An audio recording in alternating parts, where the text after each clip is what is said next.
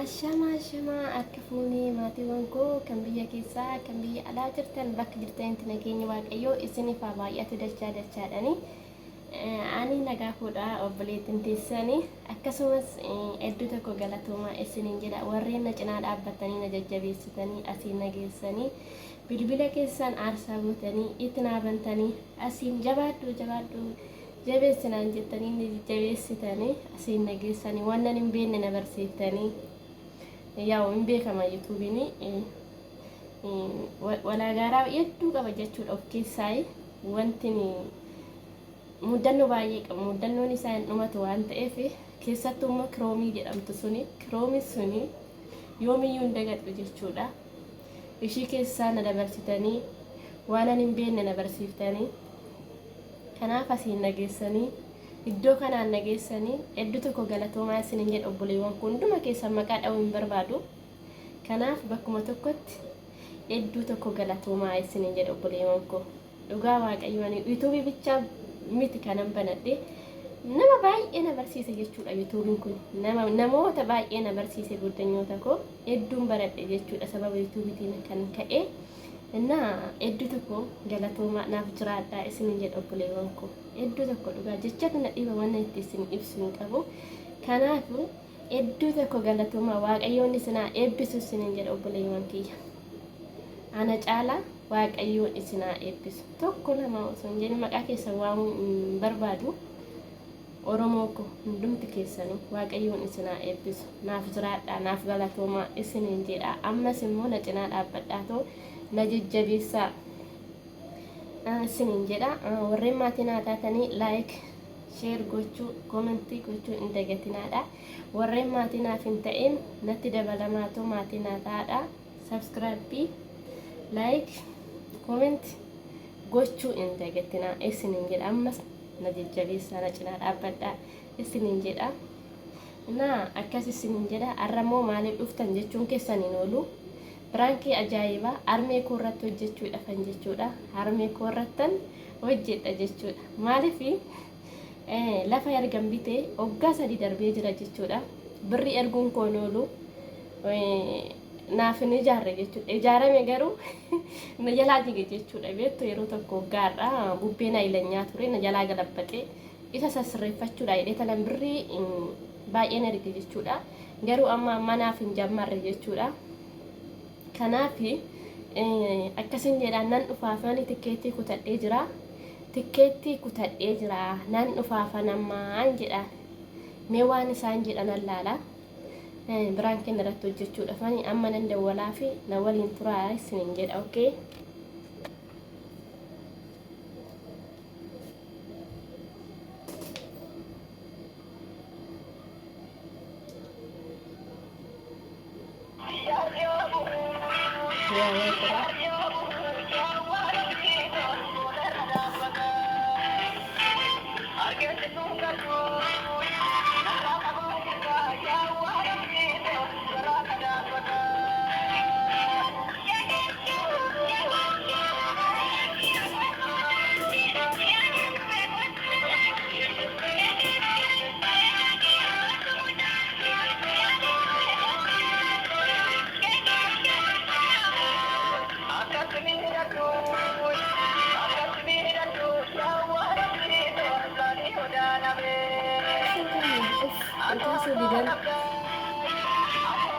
المشترك الذي تحاول الاتصال لا يمكن الوصول. ليش؟ كاسو ديدان اوف كتتان دا ولا جرى بيسانو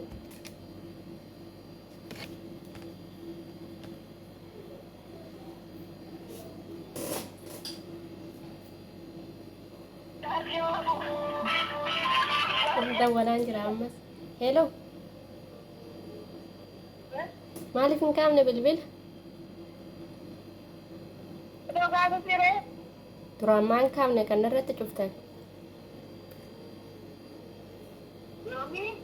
أما ودولت ونكاس ندني سير بيرجع التاني بو سير بيرجع التاني بو بريد سن الرافع جاء أنك فلتو الريدة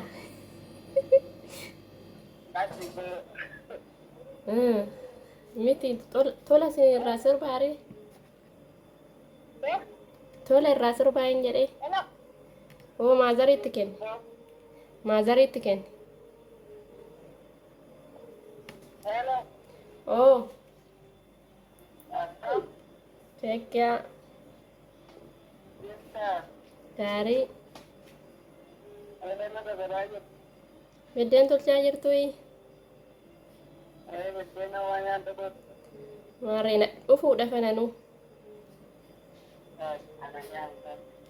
tikkeettii kutadhee jira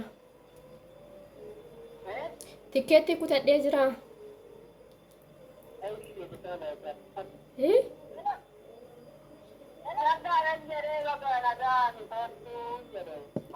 engaddan aarsitaniin kutadhe dhufuu wayya dhufee tan ijaarradha suruma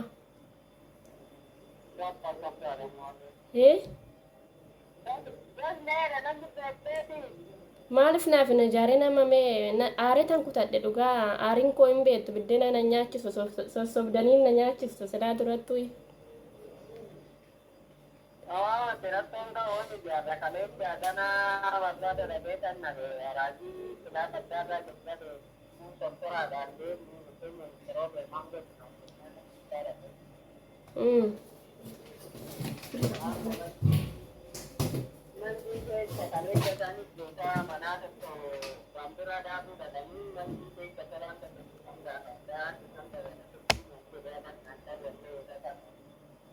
qorqorroon binneere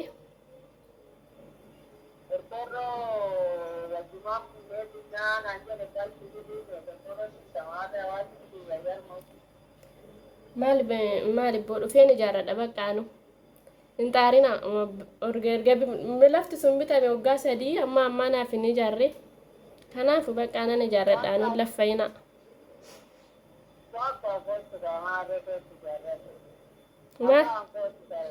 maaliif nan gammachiifne garuu na ijaartanii maaliif garuu akkana goota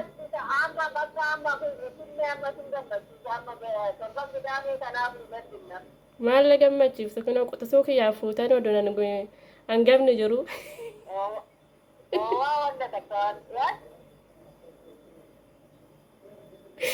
sayyuu qotisuu kiyyaa fuutan hin jedhee odunan hangafni jiru maal na gammachiiftu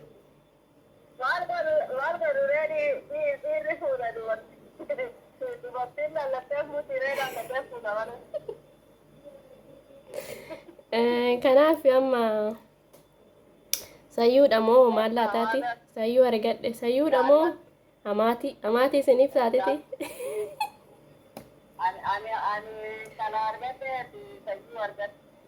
eessa jirte amma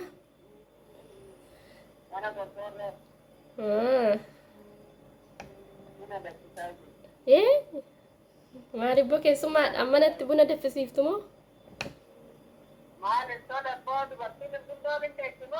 maalibboo haa barattu maa hojjisiiftu qoo haa barattu takka keessa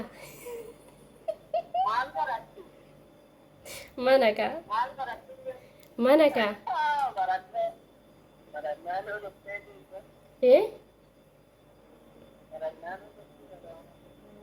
barannaanu dhufte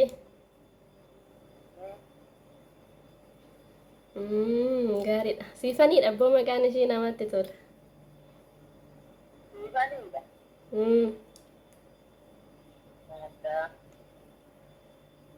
baay'ee namatti tola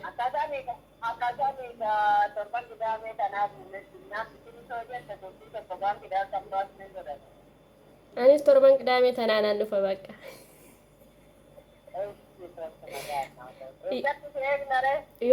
yoo na hidhuu baata waraqata eenyummaan qabu waan ta'eef dhugaasni soba sinitti fakkaata bitadhe kutadhee jira tikkeettidha dhugaa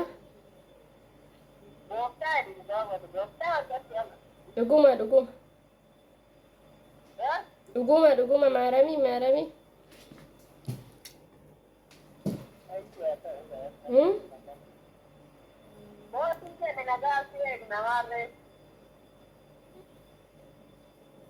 oshi hin cufne haasaadha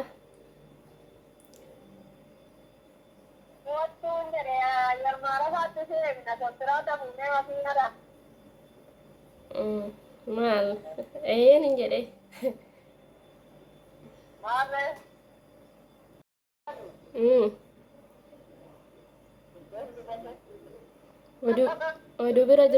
oduu bira jirtanuu biddeen gubdu moo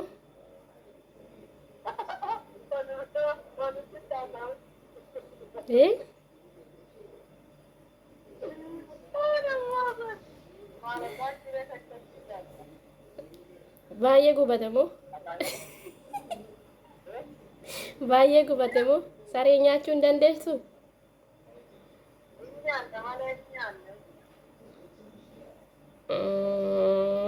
Sifanii mana baratte gaa'ii Sifanii mana baratte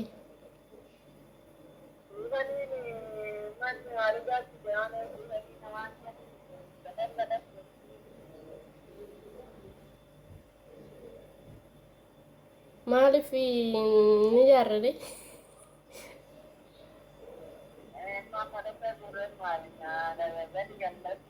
yaali faatii koo ayili faatii koo dhugaa waaqayyo ofi mul'istanii nan mul'iste of mul'istanii nan mul'iste lifaatii kootu nama raraanaam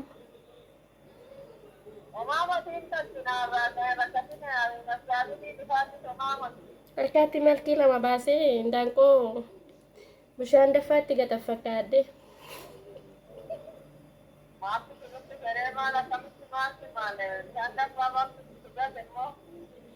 malkii lama baasee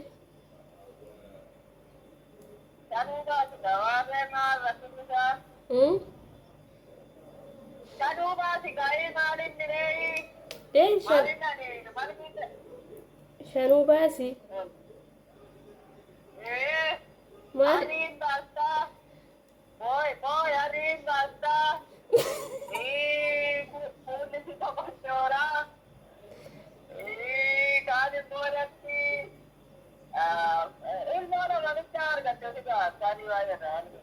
balaan buute surumaa dulloomta naan jettu ilmoo lama bicha argatte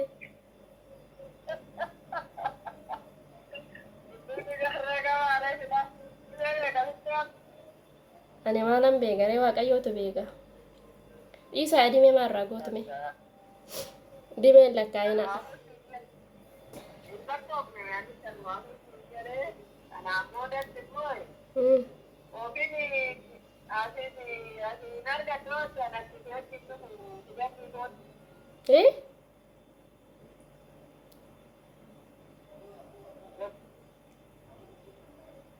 maal jechuudha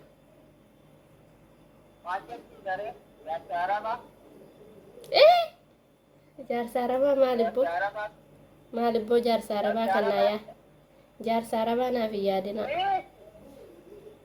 oromoo ko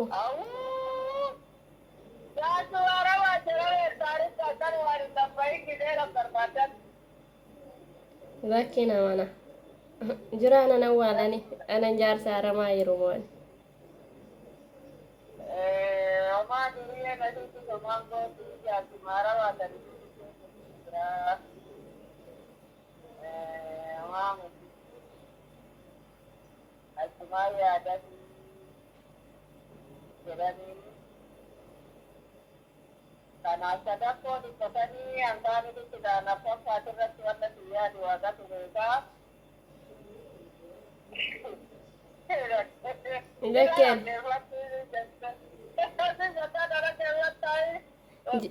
jaarsa arabaa tirreen heerumoo jiraa koo awwaalu wayya Libboon jaarsa arabaa kanan heerumoo oromoo wayyaa oromoo ko wayya oromoo ko iyyeecha wayya dhugaa iyyeecha lakkii boona biyyumatti hangalee heeruma biyyumatti hangalee heeruma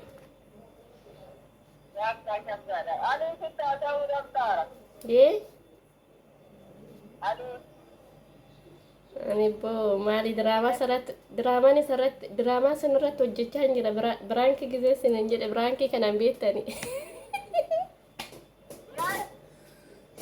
waan isin jettan allaala jedhee tan biraan isin irratti gochaa jira.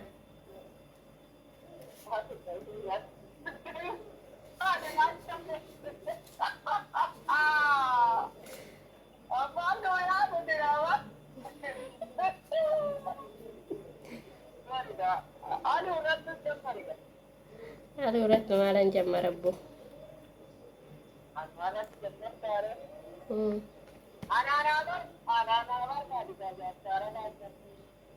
Jaarsa Ramaayi.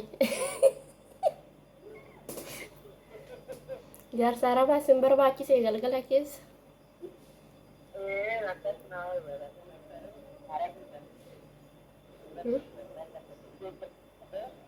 Jaarsa Ramaa sin barbaachisee hin jedhe.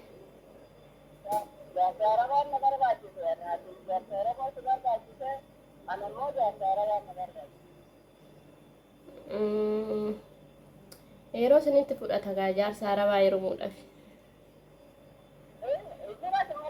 Yeroo baay'ee isinitti fudhatan jedhee paaspoortii san baafachuudhaaf waggaa meeqa isinitti fudhata?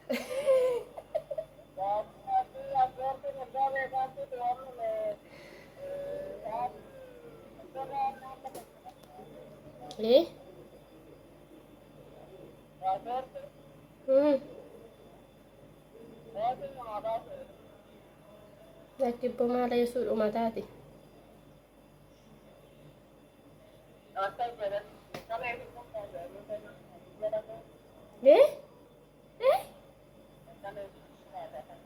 Baqqaleen deemuudhaaf immoo maal ibbo? Ani jalaa gallaan ishee arguudhaaf immoo maal birrii isin irratti dhumuudhaaf.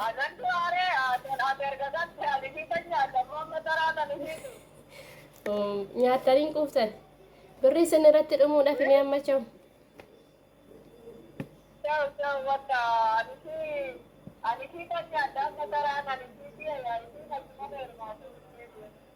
Lakkibbo maaloo anuu kanan asitti malkii lama baase nagaa ishiin achumatti haa barattu.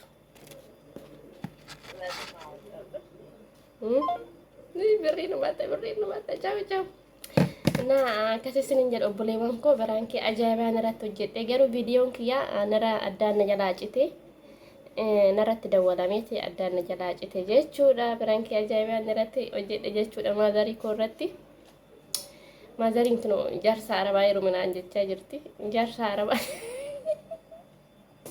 ani immoo jaarsa Arabaan heerumuun jechaanii jira. Na akkasii isiniin jedhaa waan na hordoftaniif galatoomaa isiniin jedhaa like share subscribe gochuu hin dagatinaadha isiniin jedha obboleewwan koo yoo isinitti tole like share comment subscribe gochuun hin dagatinaadha isiniin jedha obboleewwan koo hunduma keessanii bakka jirtanitti nageenya isiniif haa baay'atu. Ciao bye.